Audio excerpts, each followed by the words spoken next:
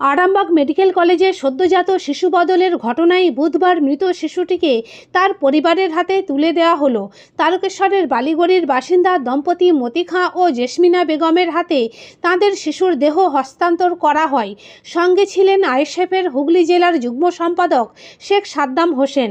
জানা যায়, গত বছরের 23শে নভেম্বর জেসমিনা বেগম আরামবাগ মেডিকেল কলেজে এক শিশুর জন্ম দেন, কিন্তু জন্মের পরে শিশু বদলের অভিযোগকে কেন্দ্র করে তীব্র চাঞ্চল্য ছড়ায়।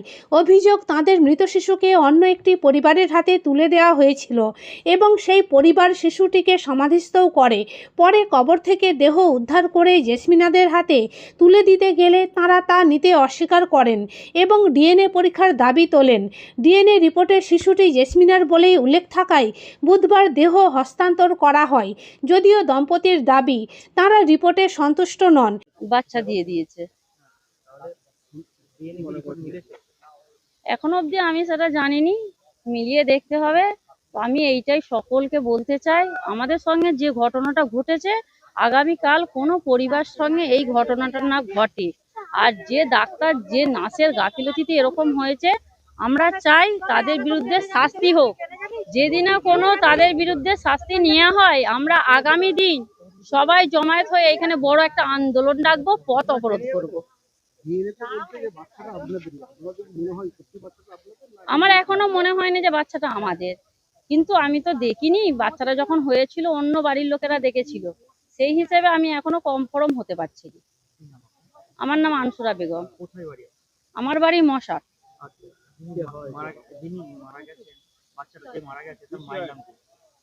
জেসমিনা বেগম, বালিগড়ি, তারকেশ্বর। বালিগড়িতে নিয়ে যাব। কি করব, আমাদের যেমন কবর দেয়া হয় আর হয় গোসল কাপন হয়, সেরকম করব। আর কি করব।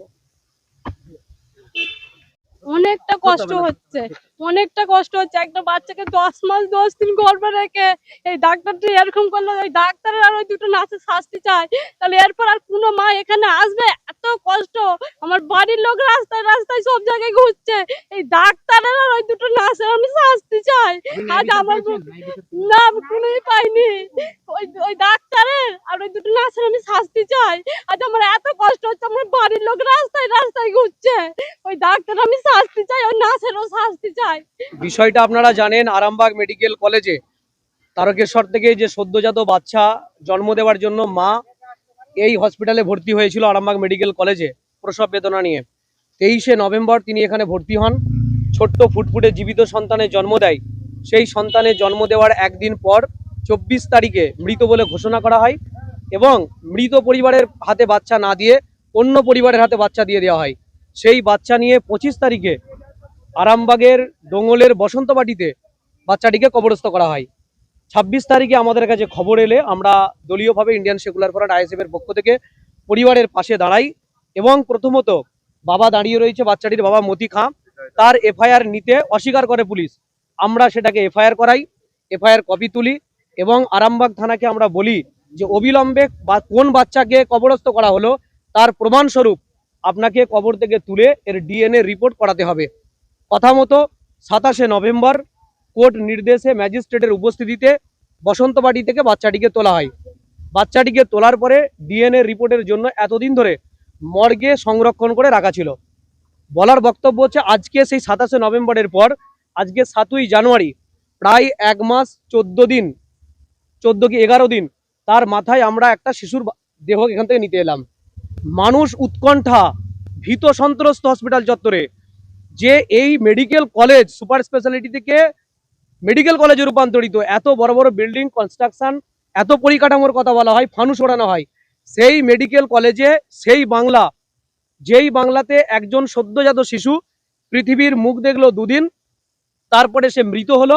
মৃত হওয়ার পরে তাকে কবর দেওয়া হলো। কবরে থাকলো 2 দিন কি 1 দিন, 1.5 দিনের মতো। 1 দিন 1.5 দিন কবরে থাকার পরে সেই বাচ্চাকে আবার তোলা হলো। তার পোস্টমর্টেম করা হয়েছে। ওই 2 দিনের বাচ্চাটার পোস্টমর্টেম করার পরে বাচ্চাটাকে 1 মাস 11 দিন মর্গে রাখা হলো। এই বাংলায় আমরা বসবাস করি, এই মুখ্যমন্ত্রী মমতা ব্যানার্জির বাংলায় বসবাস করি, যার রাজ্যের যিনি স্বাস্থ্যমন্ত্রী নির্লজ্জ অপদার্থ হলে কতটা, যে এই রাজ্যে একজন শিশু ভূমিষ্ঠ হওয়ার পরে 2 দিন আলো বাতাস দেখার পরে তারপরে তাকে 2 দিন কবরে কাটাতে হয়। 2 দিন কবরে কাটার পরে সেই মৃত সন্তানকে মর্গে এসে 1 মাস 14 দিন কাটাতে হয়। আজকে তার দেহটা নিলাম, তার বাবা মতি খাঁ এবং আমি সহ থেকে আইডেন্টিফাই করে চিহ্নিত করে আমরা দেহকে নিয়েছি। ডিএনএ ম্যাচ করানো হয়েছে। আমরা বরাবর বলে এসেছিলাম যে ডিএনএ রিপোর্টটা 2টা সন্তানেরই স্যাম্পেল নেওয়া হোক, জীবিত এবং মৃত। এবং এই পরিবারের যেমন নিয়েছে মতি খাঁয়ের পরিবার, মৃত পরিবার থেকে জীবিত পরিবারও ডিএনএ স্যাম্পেল নেওয়া হোক। আমাদেরকে বলা হয়েছিল যে আগে মৃত পরিবারের ডিএনএ স্যাম্পেল ম্যাচ না করলে তখন অন্যথা। আমরা বারবার বলে এসেছি মেডিকেল কলেজ এত বড় একটা গাফলতি ঢাকার জন্য, যাতে করে রাজ্য রাজনীতি সরগরম না হয় সেদিকে লক্ষ্য করে তারা চেষ্টা করবে ডিএনএ স্যাম্পেলকে ম্যাচ করিয়ে দেওয়ার। আজকে আমরা ডিএনএ স্যাম্পেল পেয়েছি, ম্যাচ দেখানো হয়েছে, কিন্তু আমরা স্যাটিসফাই নই। আমরা বলেছিলাম জীবিত পরিবারের সন্তান এবং বাবা মা দুজনেরই স্যাম্পেল কালেকশন করা হোক, করে 2টা ডিএনএ নেওয়া হোক। আমরা এই মেডিকেল কলেজের বিরুদ্ধে অভিযোগ জানাচ্ছি যে আগামীতে এই মেডিকেল কলেজে চিকিৎসা নিতে এলে মানুষ 5 বার ভাববে। আজকে যারা পেশেন্ট পার্টি এখানে রয়েছে তারাও ভীত, অবাক হয়ে যাচ্ছে যে এত সুন্দর একটা মেডিকেল কলেজ, এত নাম, সেখানে এই ধরনের একটা প্রক্রিয়া। দায়িত্বহীন ভাষায় বলছি, বাচ্চাটাকে আমি দেখলাম, মানে যে কোনো সুস্থ মানুষ বাচ্চাটার শরীরের দিকে দেখতে পারবে না। 2 দিনের বাচ্চা কবরস্থ, আবার 1 মাস 14 দিন যাকে তাকে মর্গে রাখা হয়েছে।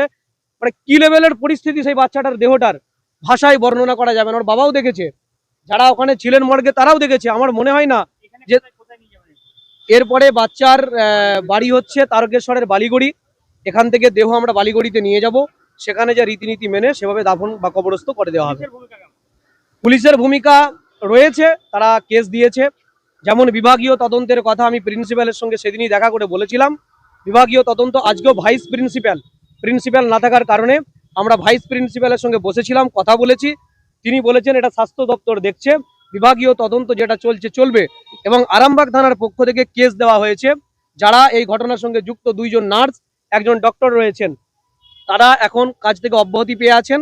তাদেরকে আন্ডার সেকশন তাদের লাগানো হয়েছে। সেগুলো আগামী দিনে যাতে করে এই ধরনের গর্হিত অপরাধ এবং কাজ দ্বিতীয়বার মেডিকেল কলেজ বা কোনো স্বাস্থ্য কেন্দ্রে না হয়, তার জন্য আমরা পুলিশকে বলবো কেস স্টার্ট করে দ্রুত এদের বিরুদ্ধে ব্যবস্থা নিন। এবং আরামবাগ মেডিকেল কলেজের প্রিন্সিপালকে বলবো আপনি অন্তত এই মেডিকেল কলেজকে ঠিকঠাকভাবে পরিচালনা করুন। হ্যাঁ, আরেকটা টুইস্ট হচ্ছে সেটা হলো মুথাডাঙ্গার যে মার্ডার কেস বাচ্চাটার রেহান, সেই রেহানের মার্ডার কেসের পোস্টমর্টেম রিপোর্ট এসেছে। আপনারা শুনলে অবাক হয়ে যাবেন এই মেডিকেলে হচ্ছেটা কি মেডিকেল কলেজে। এই মেডিকেল কলেজে যেটা হচ্ছে সেটা আমরা দেখলাম। ছোট্ট রেহান মুথাডাঙ্গার 10 বছরের, যাকে মার্ডার করে দেওয়া হয়েছিল, তার পোস্টমর্টেমের রিপোর্ট, তার ডেথ সার্টিফিকেট এসেছে। সে ডেথ সার্টিফিকেটে দেখানো হয়েছে যে মৃত ব্যক্তির নাম হচ্ছে শেখ রমজান। আদতে শেখ রমজান হলো মৃত রেহানের বাবা, তাহলে মারা গেল শেখ রেহান, ডেথ সার্টিফিকেট আসছে তার বাবার নামে। মানে বুঝতে পেরেছেন এই বাংলায় এই মেডিকেল কলেজে কি চলছে। প্রিন্সিপালকে বলবো কান খুলে শুনে রাখুন এই কথাটা। আজকে আপনি ছিলেন না, আগামী দিন আপনার টেবিলে আবার আসবো, আবার বসবো। এই ঘটনার 2 জন নার্স এবং ডাক্তারের যদি যথাযথ শাস্তি না হয়, আগামী দিনে তাদেরকে সমস্ত চিকিৎসা থেকে বঞ্চিত করতে হবে। কোনো রকম ভাবে তারা যেন চিকিৎসা করার লাইসেন্স না পায়। যদি হয় আমরা পরিবারকে নিয়ে, সাধারণ জনগণকে নিয়ে রাস্তা বন্ধ করে রাখবো। মেডিকেল কলেজের এই যে দুর্বলতা আমরা মানুষের কাছে প্রকাশ করব।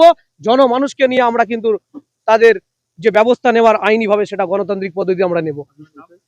শেখ সাদ্দাম হোসেন, আইএসএফ, হুগলি জেলা সেক্রেটারি, অবজারভার, খানাকুল বিধানসভা। বাচ্চা দিয়ে দিয়েছে। এখনো অবধি আমি সেটা জানিনি, মিলিয়ে দেখতে হবে। তো আমি এইটাই সকলকে বলতে চাই, আমাদের সঙ্গে যে ঘটনাটা ঘটেছে আগামীকাল কোনো পরিবার সঙ্গে এই ঘটনাটা না ঘটে।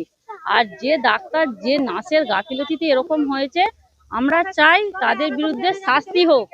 যেদিন কোনো তাদের বিরুদ্ধে শাস্তি নেওয়া হয়, আমরা আগামী দিন সবাই জমায়েত হয়ে এখানে বড় একটা আন্দোলন ডাকবো, পথ অবরোধ করব।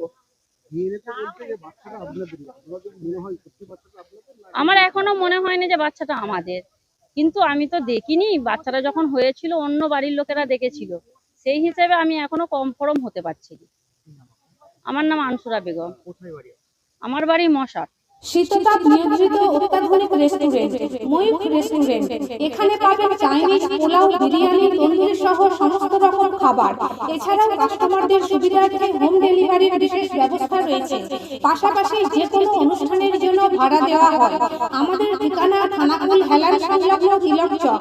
Phone number 8617492616 9732162360। সেরা খাবারের স্বাদ পেতে আজই আসুন ময়ূখ রেস্টুরেন্টে।